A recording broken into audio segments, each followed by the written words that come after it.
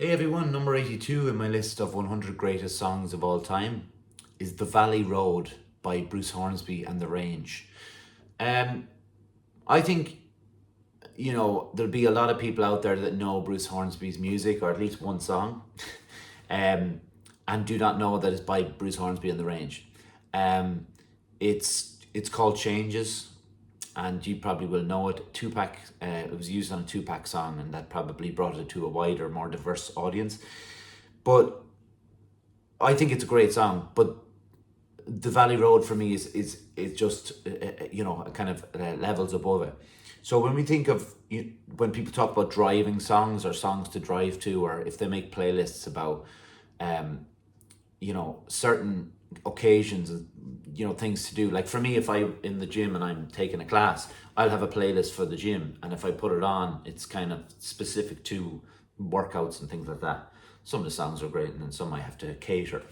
But if you were to pick a driving playlist or playlist to drive to, what I would have on it goes back to my youth with my brothers and my mother in a car, driving up and down from Swords to Athlone to visit my dad, and my mum would allow us this kind of great space to present our own songs. So my mum would be in the car, and my brother would play Bon Jovi primarily.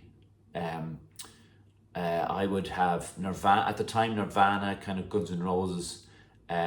My younger brother not as much, because he didn't get the opportunity with two older brothers and a mother who also had a great taste in music. And when my mum used to put on the stuff, probably just slightly before we started to kind of present our own tastes, it would consist of stuff like Dire Straits and Tom Petty and Peter Gabriel and Bruce Hornsby and The Range. So we were educated mostly through the drives up and down and what we heard on those journeys. And this song always stuck with me. It was like upbeat, um, amazing. Like I have a piano here, right? It's turned on. It's an electric piano. It's turned on.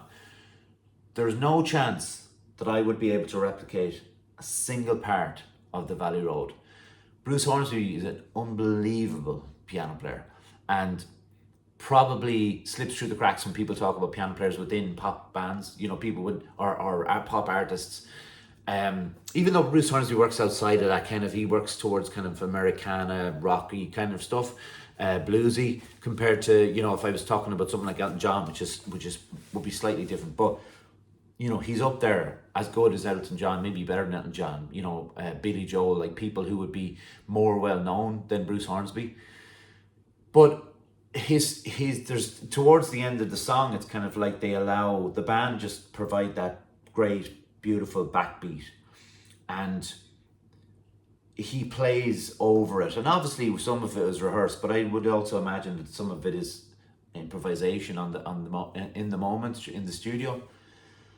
And the song isn't, I read a little bit about what the song is about, and he talks about when he was young, there was always this idea of these, in the summer months when they weren't in school, it would always happen that they'd have visitors in, I think he was from Louisiana, in the town in Louisiana, and there'd be like some rich people coming in from the city, and one of the rich girls would go off one of the farmers, and then they'd go get up to all sorts of stuff. And his idea was that's where the idea spawned from, and he kind of wrote the song around that.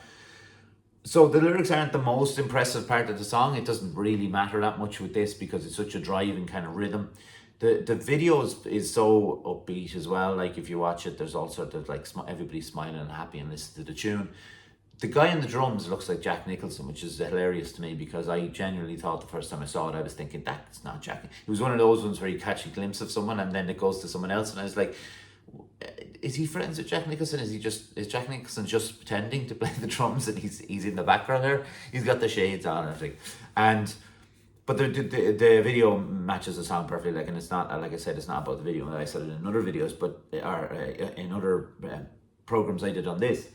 But it's all about that song. Like, the snare drum seems quite compressed, and again, it's the kind of era that it was in. This came out in 1988. that it was quite compressed, but it's probably the only thing that dates it slightly, the sound. Not that I mind, I don't care if it sounds dated at all. But everything else is just rollicking, driving music, or you can imagine a scene in a movie where someone's jumped on one of the railroad the trains, and it's going off to, like, a coming of age tale, and you've got the Valley Road playing. It reminds me of those kind of scenes, and it's just a thoroughly enjoyable song, punchy, everything good about it, and it brings me back to certain things that, like, are good memories, like really important, like, moments.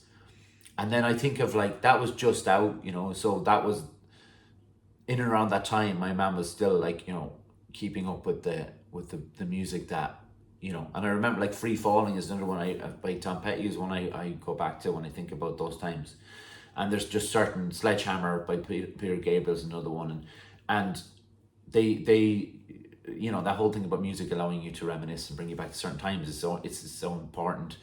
And I get it with this song, and there's like a handful that bring me back to that era or my time then, and in a good way, in a nice light, in a positive light. And that's important, because everything around that time isn't, like every other time in your life, isn't always sunshine and rainbows. That's the expression, isn't it? But it's such a good song, and some of you won't know it, and that's fine. But, like, this is the opportunity to go and listen to it. It's a belter. So yeah, the Valley Road, Bruce Hornsby and the Range. Thanks. Bye.